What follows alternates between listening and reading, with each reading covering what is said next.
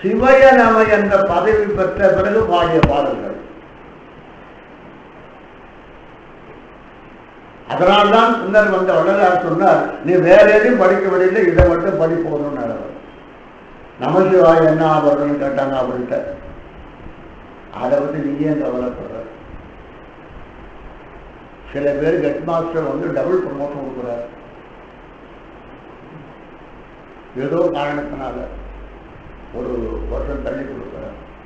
நீ இதை படித்து அதையும் சேர்ந்து வந்துருக்கிற, நீ அதையே படிச்சுட்டு வந்து அங்கேயே இருப்ப, இதை படிச்சுட்டு ரெண்டும் சேர்ந்து வந்துடும். ஆக திருவாசகம் ஒன்றையே நாம் நூலாக எடுத்துக்கொண்டோம், இதை தவிர வேறு நூல் தேவையில்லை தமிழகத்துக்கு என்று எழுதி பறைசாற்றி கொடுத்தவர் வள்ளலார். அவர்கிட்ட கேட்டுக்காங்க, ஒரே ஒரு நூல் படிக்கணும், அந்த நூல் எது? இந்த சாஸ்திரம் வேறு தோற்றல் எல்லாம் இது விஷயமே வேணாம். ஒரே ஒரு நூல் திருவாசகம் ஒன்று படி போகும். திருவாசகத்தில் இந்த உளவு இருக்கிறது. என்ன உளவு? ரகசியம் இருக்கிறது. என்ன ரகசியம்? உன்னை மோட்சத்தில் கொண்டு போய் நிறுத்துவதற்குரிய ரகசியம் திருவாசகத்தில் மட்டும் இருக்கிறது. அவர் அனுபவத்தில் சொல்லுகிறார். ஆனால் இதற்கு முன்பிறவியில் மாணிக்கவாசகர் பெரும் புலவராக நமச்சிவாயத்தை பற்றி நிறைய பாடியிருக்கிறார். இந்த பிறவியிலே அவர் சிவய நம என்பதற்கு வந்துவிட்டார். என்னை நான் வந்தது மட்டுமல்ல, என்னை பார்த்த எல்லாரும் இறைவன் உட்பட, இவன் யார் தெரியுமா? இவன் பெயர் என்ன? நீங்க சொல்லுவீங்க மாணிக்க வாசகன், அவரை சொல்லவே இல்லை. யார் இவன்? சிவாய நம. சிவாய நம என்ற வழியில் வந்தவன் இவர்தான். இந்த வேறுபாட்டை எல்லாம் பிரித்து காட்டுகிறார். நமசிவாய வழி, அதனுடைய முடிவில் சிவாய நம வழி.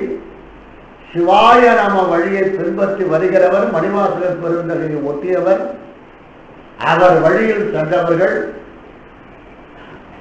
வெள்ளை யானையில் செல்லுவார்கள், இறைவன் வரவேற்பான். அப்ப யோகத்தில் போனவர்கள்லாம் இருக்க மாட்டார்களா? அவங்களும் அங்க போயிருக்கிறாங்களே. அவர்கள் பாடிய நூல்கள் எல்லாம் திரும்ப தமிழுலகத்திற்கே வந்துவிடும். அப்ப இவர் பாடியது பெருமான் அனுபவித்தது, அவரே அனுபவித்துக் கொண்டிருக்கிறார்.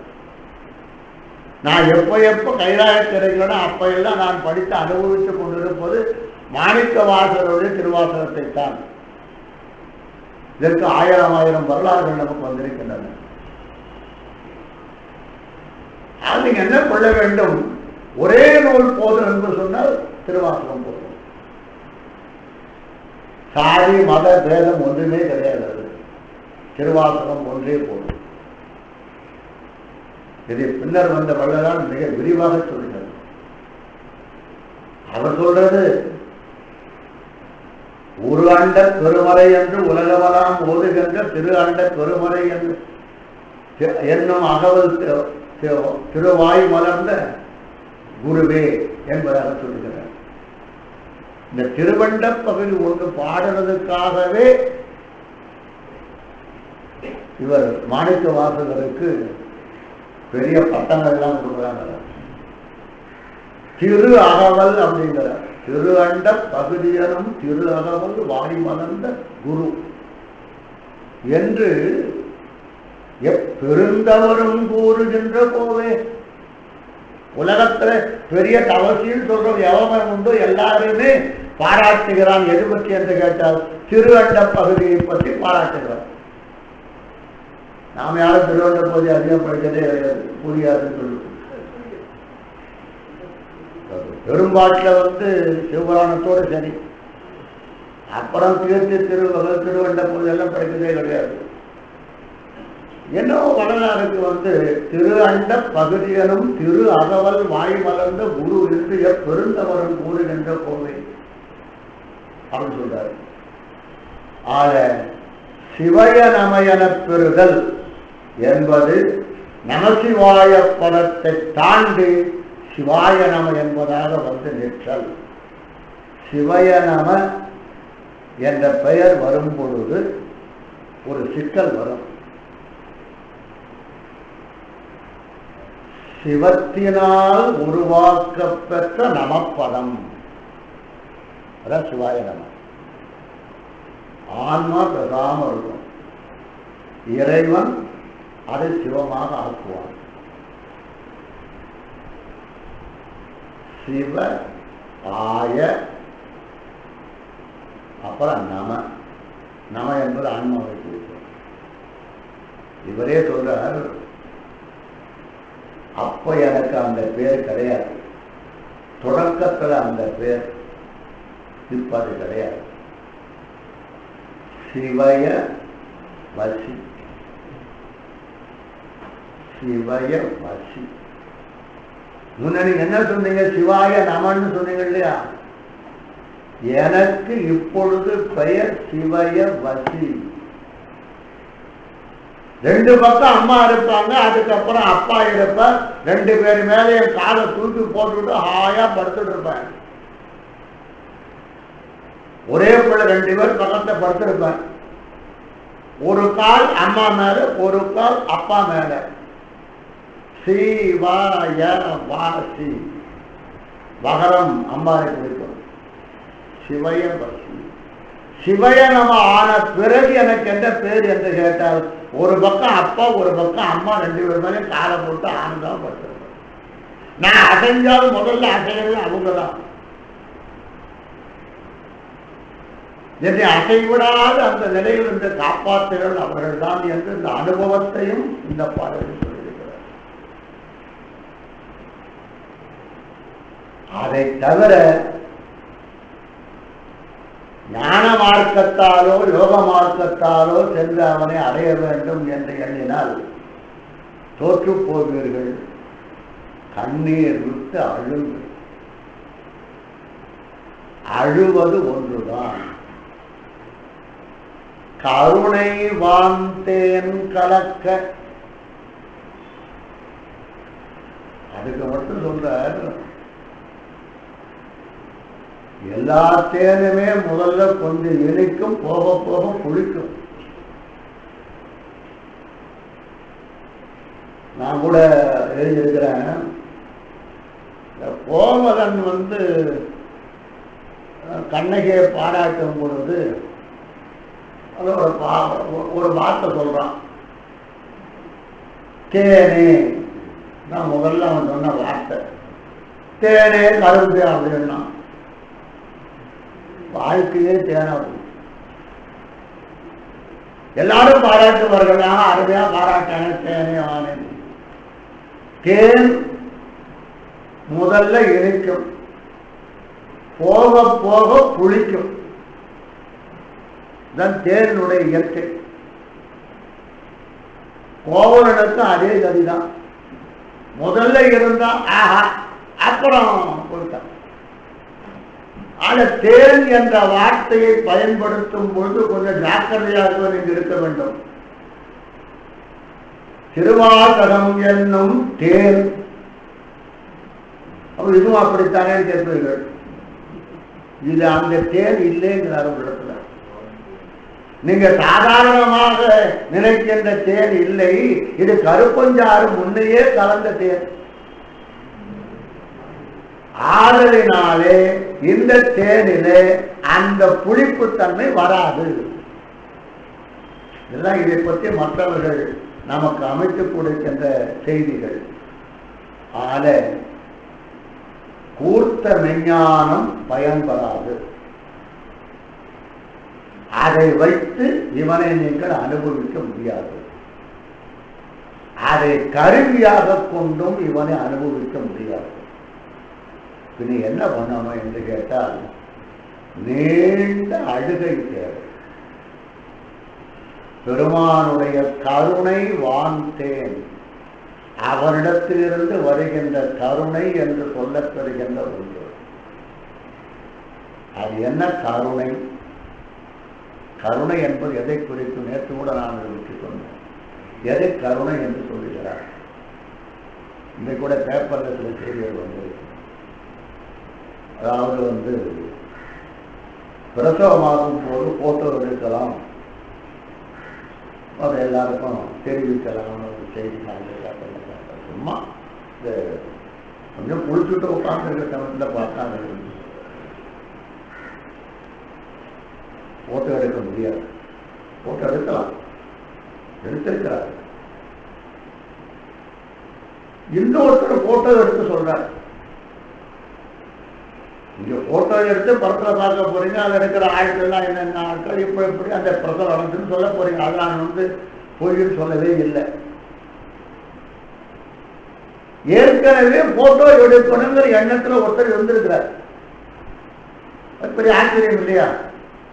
இப்பதானே நாம இவ்வளவு எல்லாம் வந்த பிறகு போட்டோ எடுக்கணும்னு நினைக்கிறேன். ஏற்கனவே ஒருத்தர் வந்திருக்கிறார், போட்டோ எடுத்தார். இந்த குழந்தை வெளியில் வருகின்ற காலத்தில், குழந்தையானது வெளியில் வருகின்ற காலத்தில் முதல்ல ஒரு ஆளை பார்க்கிறது. அங்க அழுது கொண்டு ஒரு ஆள் உட்கார்ந்து இருக்கிறான். அங்க அழுது கொண்டு ஒரு ஆள் உட்கார்ந்து இருக்கிறான். போட்டோல அது வராது. யார் என்றால், என்னை ஈன்றெடுத்த என் தந்தை நான் வெளியில் வருகின்ற காலத்தில், திருப்பாதிரிக்குள் ஒரு தேவாரத்தில் சொல்றார், கருவாய் கிடந்த உன் கடலே நினையும் கருத்துடையேன். கருவிலேந்து நான் வெளியில வரும் பொழுது நான் பார்த்த முதல் உருவம் ஒண்ணு உண்டு. அது யார் தெரியுமா? அழுது கொண்டே இருந்த உருவம். உள்ளே இருந்து இந்த குழந்தை செம்மையாக வெளிவர வேண்டுமே என்று அந்த கரு வருகின்ற வாயிலே இருந்து அழுது கொண்டிருக்கிறான். நான் பார்த்த வடிவம் அழுது கொண்டிருந்த வடிவம் தான். கருவாய் கிடந்த உன் கடலே நினையும் கருத்துடையேன். அப்புறம் கொஞ்சம் வயசாச்சு, உருவாய் தெரிந்து உந்தன் நாமம் பயிர்ந்தேன். அப்புறம் திருவாய் போதே சிவாய நம அணிந்தேன். அத சொல்றார். ஆனா கருவிலிருந்து வெளிவருகின்ற பொழுது ஒரு போட்டோ எடுத்தால், இப்போ சிவன் இருக்க தெரியுமா? போட்டோ எடுக்கலான்னு வச்சு கொள்ளுங்கள, தெரியாது. அவன் அங்கே அழுது கொண்டிருந்தான். இதை நான் பார்த்தேன்னு சொல்றவர் நாவுக்கரசர். நான் என் தாயின் கருவிலிருந்து வெளிவருகின்ற காலத்தில் முதல்ல ஆள் யாருக்கு பார்த்தா ஒரு ஆள் அழுது இருக்கிறாங்க. கருவாய் கிடந்த உன் கடலே, ஏன் நான் உன்னை தினந்தோறும் பற்றி கொண்டு வாழ்கிறேன் என்று சொன்னால், நான் பிறக்கும் போதே முதல்ல ஒண்ணுதானே பார்த்தேன். நீ சும்மா இல்லை, எனக்காக அழுது கொண்டிருந்தாயே. கருவாய் கிடந்த உன் கடலே நினையும் கருத்துடையேன். உருவாய் தெரிந்து உந்தன் நாமம் பயிர்ந்தேன். எல்லாரையும் கேட்டு பார்த்தேன், இந்த மாதிரி ஒரு ஆள் இருந்தாலே அவன் பேர் என்னன்னு. அவன் 1000 பேரை சொன்னா நான் ஒரு பேர் வச்சுட்டாங்க. ஆக கருவிலிருந்து வெளிவரும் பொழுது அழுது கொண்டு அமர்ந்திருக்கின்ற ஒரு ஆள் அங்கே உண்டு என்பதாக சொன்னால் அது சிவன். இந்த குழந்தையை நன்றாக உறுப்புக்கு வெளியே வந்து வாழ வேண்டுமே என்பதற்காக ஒரு பொருள் அழுது கொண்டிருக்கிறது. கருவாய் கிடந்த உன் கடலே நினையும் கருத்துடையேன். எப்படியானால் திருநாவுக்கரசருக்கு இந்த எண்ணம் வந்து இந்த போட்டோ எடுத்தா யார் இருப்பாங்கன்னு நினைச்சிருக்கிறார்கள். போட்டோ எடுத்தா ஒரே ஒரு ஆள் தான் இருப்பான். மற்றவங்க நர்ஸ் அவங்க இவங்கெல்லாம் பணத்துக்காக போது வந்துட்டு இருப்பாங்க. ஆக நமக்காக அழுவதற்கு ஒரு ஆள் இருக்கிறார். ஆளை யாரும் நினைக்க வேண்டும், நாம் நம்முடைய மகள் நம்முடைய பெண் கருவுற்று குழந்தை பிறக்கின்ற காலத்தில் சிவன் அங்கே இருக்கிறார் காப்பாற்றுவது. அவன் இருந்து அழுகிறான். அவன் அழுது கொண்டிருக்கிறான். இவ்வளவு நாள் இந்த சிறையில் கிடந்திருக்கிறதே, இந்த குழந்தை வெளிவர வேண்டுமே, அது நன்றாக வாழ வேண்டுமே என்று அழுதிருக்கிறான். வெளிவந்த பிறகு அப்பா அம்மா அழறாங்க, இந்த பிள்ளையெல்லாம் படிக்க வைக்கணும், போகணும், வரணும்னு சொல்லிட்டு. வெளி வரும்பொழுது அழுதவன் யார் என்று கேட்டால் பரம்பொருள் ஒன்றுதான். இவ்வளவு விஷயமும் நமக்கு தேவாரத்தில் இருக்கின்றன. இது திருப்பாதிரைக்குரிய ஒரு தேவாரம். எங்கள் ஊராக இருந்தாலும் அதில் கொஞ்சம் ஈடுபாடு. கருவாய் கிடந்த உங்களையும் கருத்துடையே கூர்த்த ஞானத்தினால் இறைவனை அடைய முடியாது, மெஞ்ஞானத்தால் முடியாது. என்னதான் எப்படித்தான் அவனை அடைய முடியும் என்று கேட்டால், அவன் உன்னை நோக்கி அழுபவன், நீ அவனை நோக்கி அழுதல். அழுதல் என்றால் கண்ணீர் பெருக்குதல் மட்டுமல்ல, கருணையினாலே இந்த உலகத்தில் என்னை காப்பாற்றி வருகிறாய் என்ற ஒன்றை சொல்லி அந்த கருணையை நினைக்கும் பொழுதெல்லாம் ஒரு அழுகை வரும். ஒரு பையன் பரீட்சைக்கு போறான், பாஸ் பண்றான், அங்க போறான், செய்தி 2 மார்க் இருந்தா பாஸ் பண்ணிடுவான். கடைசியில் போர்டு ஸ்டடிஸ் மீட்டிங்கில் 2 மார்க் இருந்தாதான் பாஸ் பண்ணுவான். இந்த பையன் மனம் எப்படி இருக்கும்? அப்போ ஒரு ஆள் 2 என்னடா பிச்சைக்காரத்தனவருக்கு 5 மார்க் போடுறான் போ அப்படின்னு ஒருத்தன் சொன்னான்னு வச்சுக்கோங்களேன், அவனை அந்த பையன் எவ்வளவு நாளைக்கு கடவுளாக கும்பிடுவான். அது மாதிரிதான் இறைவன் நாம் பிறக்கிற காலத்திலே இருந்து காப்பாற்றுகிறான். பிறக்கும் பொழுது முதலாக அழுதவன். அந்த அழுகை நம்ம எதனால் வந்ததுன்னு நீங்க ஆராய்ச்சி பண்ணி சொல்லுங்க பார்ப்போம். ஞானத்தை கொண்டு அவனுக்கு எனக்கு என்ன சம்பந்தம்? கூர்த்த மெஞ்ஞானத்தால் கொண்டு, கூர்த்த மெஞ்ஞானத்தை கொண்டு உணர்வார் தம் கருத்தின் நோக்கரிய நோக்கே. எல்லாவற்றாலும் ஆராய்ந்து பார்த்தேன், நீ அவற்றிற்கெல்லாம் அப்பால் கொண்டிருக்கிறாய் என்பதாக சொல்லி, நோக்கு அரிய நோக்கு. நீ பார்க்கணும், நினைக்கணும், ஆனால் கண்டுவிட்டேன் என்ற முடிவுக்கு வர முடியாது என்ற ஒன்றை தவிர அதை நோக்கவே கூடாது என்பதல்ல. என் தாய் செய்த நன்றியெல்லாம் நான் நினைத்து பார்க்க வேண்டும், ஆனால் அதற்கு மார்க்கு போட்டு பிரதிபலன் சொல்ல முடியாது. அந்த துன்பம் அப்படிப்பட்ட துன்பம். உன்னை பெற்று எடுப்பதற்காக அவர்கள் பெற்ற துன்பம் இருக்கிறதே, அந்த துன்பத்தை நீ உணர வேண்டும், ஆனால் அதை நீ மார்க்கு போட்டு சரி செய்ய முடியாது என்ற கருத்தில் தான் நோக்கரிய நோக்கே என்று என்னதான் ஆராய்ந்து ஞானத்தால் ஆராய்ந்து பார்த்தாலும் கூட, ஏன் ஞானத்தை போய் இவர் அவ்வளவு சொல்றார் என்று கேட்டால், எல்லா குடும்பங்களிலுமே தாய் தந்தையர்கள் நம்ம குழந்தை ஞானியாய் இருக்கணும் தான் நினைக்கிறாங்க. நம்ம குழந்தை நம்மிடத்தில் பாசமாக அன்பாக இருக்க வேண்டும் என்ற நினைப்பு ரொம்ப குறைஞ்சு போச்சு. பையன் படிக்கணும், நல்ல பெரிய படிப்பு வரணும், அதை நான் மறுக்க இல்லை. ஆனால் அந்த குழந்தைக்கும் நமக்கும் உள்ள அடிப்படை உறவு ஞானம் அல்ல, அடிப்படை உறவு கருணை. அது இறைவனுக்கே சொந்தம். எப்பொழுதாவது ராத்திரி 10 மணிக்கு என்னுடைய மகன் எழுந்து உட்கார்ந்து, இப்போ எங்க அப்பா இருந்திருந்தால் நான் அவரை கும்பிட்டு கொண்டிருந்திருப்பேனே என்று ஒரு சொட்டு கண்ணீர் விட்டானே, ஆனால் அது அவன் சம்பாதிக்கின்ற $50,000 இணை அல்ல. அந்த அழுகு, நினைப்பு, இப்படி இருந்த காலத்தில் நம்மை எப்படி ஆக்கிறாரே என்பதாக சொல்லுகின்ற நன்றி உணர்வு, அதை சொல்லுகிறார். ஞானத்தால் பெருமானை அடைய முற்படாதீர்கள், தோற்றுப் போவீர்கள். ஞானம் இல்லை, கருணை கொண்டு நோக்குங்கள்.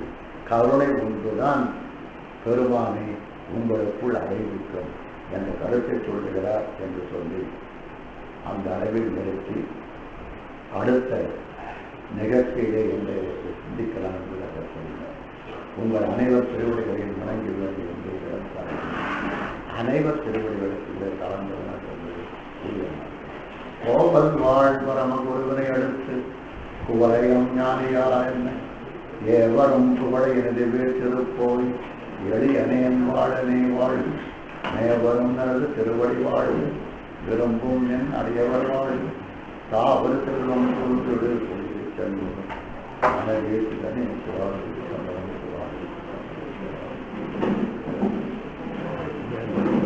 அது